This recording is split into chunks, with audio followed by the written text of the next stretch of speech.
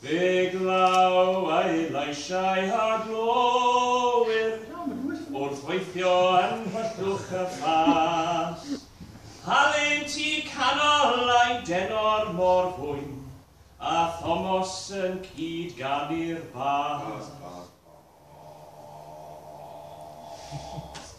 Fe gofiau am hwyl yr hyn ddyddiau, pan o'r bywyd yn cwmni fri. Fe gofiau y capel a'r llyfrgell yn llawn, lle heddiw does ond ein neu tri. Ond heno mae Thomas ac Alun yn ei araf yn weddill ddau. A does dim ar hôl yn nawr i'r hyn wr, ond atgofion a phwll wedi cael.